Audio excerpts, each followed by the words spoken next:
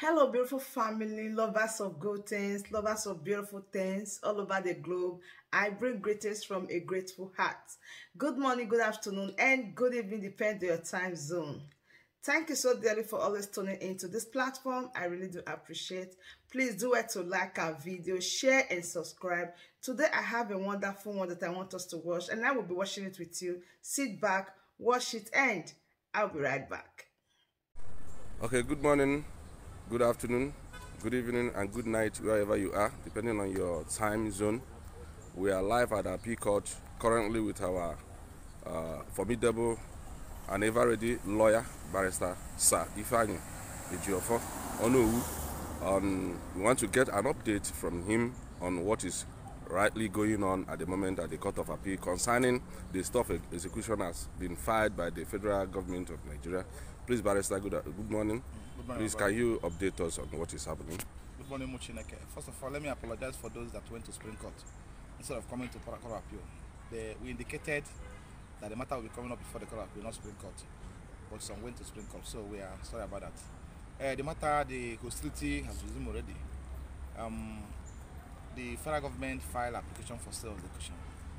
That was on Wednesday, and served on our lead counsel, Chief Dr. Michael Ozekhome, on Wednesday at 5:03 p.m. in the evening.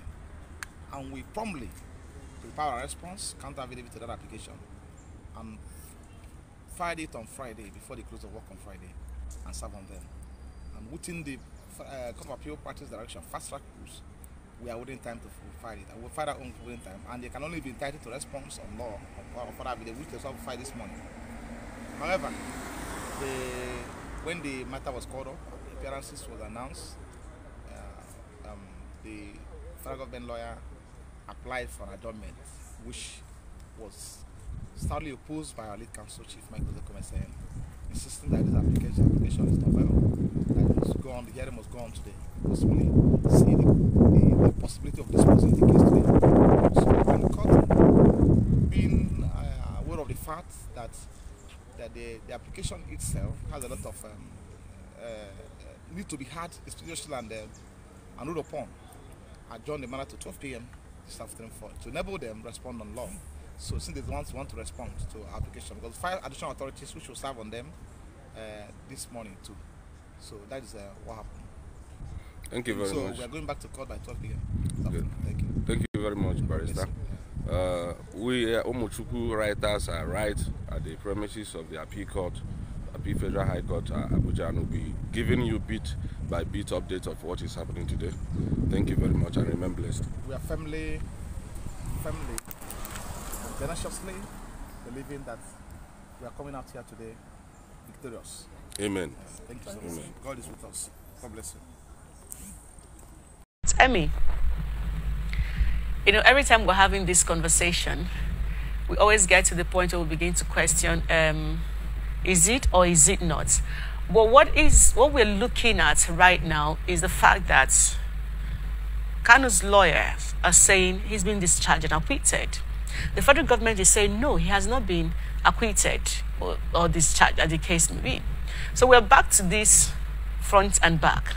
The federal government have filed a stay of execution because, according to Malami, there are certain things that needs to be taken care of. There are issues that led us to this point with Kanu, so we need it taken care of. In all of this, we'd like to have your take on the unfolding when it comes to Kanu and the federal government. I think right from the one, the country was named Nigeria. It was named on the basis of law. And this law defines what is right and what is wrong. The actions that are expected and the actions that are prohibited. And in the course of the law, the Constitution there also recognized in Section 45 of the Grand Norm that limits the rights of every citizen as to an extent and will be determined by the federal government.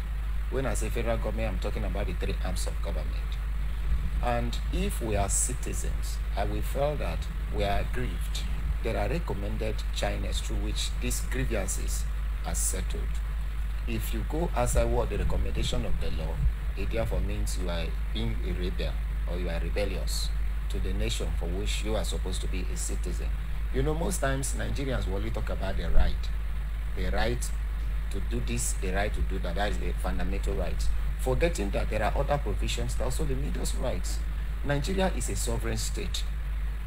Nigeria, yes, is a signatory to so many international treaties, but in the course of running a nation, the sovereignty of that nation matters.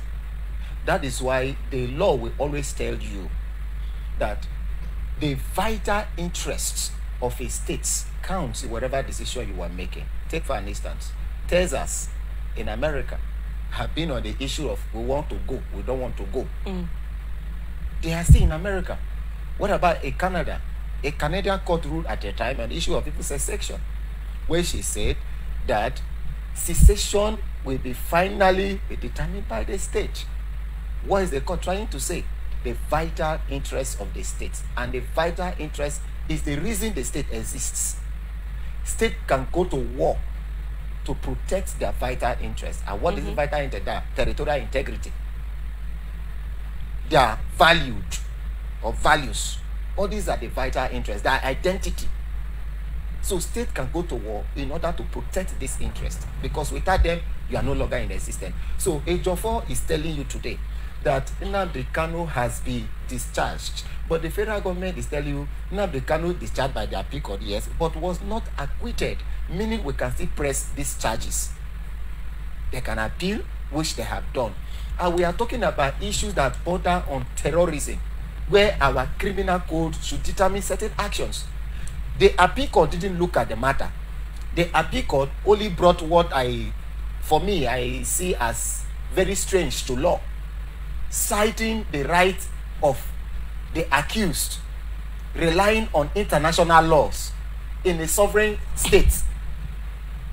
And you are talking about the right of the person was abridged, and they had adopted him, they brought him to the country, forgetting that the person you are referencing once jumped bail, and it defied the condition for which he was granted bail. And you are quoting the right of such a person in a matter that has to do with terrorism. So the whole thing is shredded, is certain shenanigans that I think that need to be unraveled. Why will a judge arrive on such a decision? And another angle to it is that while the counsel to Nnamdi Kanu were citing the issue of rights, the federal government representative at the court didn't challenge some of these things. So I smell certain collaborations within the representative of the federal government and that of Nnamdi Kanu. Or perhaps are they trying to use political way to settle the matter? Because that is the only way I think a judge will sit in the sovereign state and begin to cite international laws as against the sovereign laws, and also quoting the rights of the accused in a matter that has to do with terrorism, when the accused has jumped bail and defied the condition for which he has granted this bail. So I really don't understand why they do that. So I believe maybe the Supreme Court will determine this matter and tell us what is behind the decision, the ratio disentity of that matter. Well, what did the judge look at? So let us know why, and the matter should be looked into in order to at least, if Nnamdi Kanu is right for inciting people or is wrong, so we know so that other people will learn either to do it or to stay away from such action in subsequent time. So for me, the Supreme Court should do the needful, and the federal government are telling you that we have a vital interest that we must protect, that is to protect the integrity of the Nigeria state. And Section 1 of the 1999 Constitution, as amended, talked about the supremacy of the Constitution over individuals, over authority, as long as you are within the territory of the Nigeria state. And the Constitution also went about to tell you about the indivisibility of the Nigeria state and the indivisibility of the Nigeria state. And if we have people who are trying to divide the country as against the formation of the country as a share in the Constitution, I think that should be something that concerns us very well, because Nigeria exists. That is why we are in Nigeria. Without Nigeria, there will be no us. All right, let me quickly bring something to the fore here, and that is bordering on the angle that something created the Nnamdi Kanu we now have, and that is concerns on marginalization. For him, he's standing up to speak for his people. My people have been marginalized. We have been neglected by Nigeria. Nigeria does not like us, so we want to go. These are valid concerns that anyone can raise. That is to him, because I know that. No, I'm trying to get at something. Okay. So his people, let's use the word Igbos, though not all Igbos agree to this. They are crying for help from political scene and all what have you. So now he's become, quote unquote, the voice of his people. And they are Nigerians. Now, over the years, since this Nnamdi Kanu's issue have been on the fore, before he came into Radio Biafra, he was a Nigerian fighting for Nigerian, but subsequently he made it a regional thing. We have videos of all of that. So now, Radio Biafra became a tool to which he was talking with his people. The federal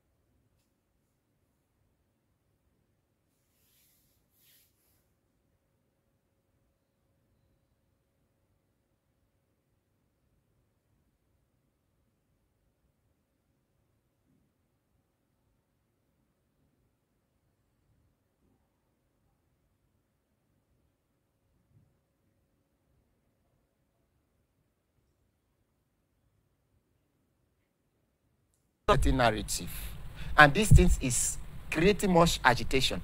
The issue of marginalization, I think I have dealt with it on a certain debate, which most of the information that are thrown around are not true. They are incorrect, but people have come to live with them. So what is the marginalization in terms of political appointments, in terms of leadership? At a time, the Southeast region dominated the politics of Nigeria.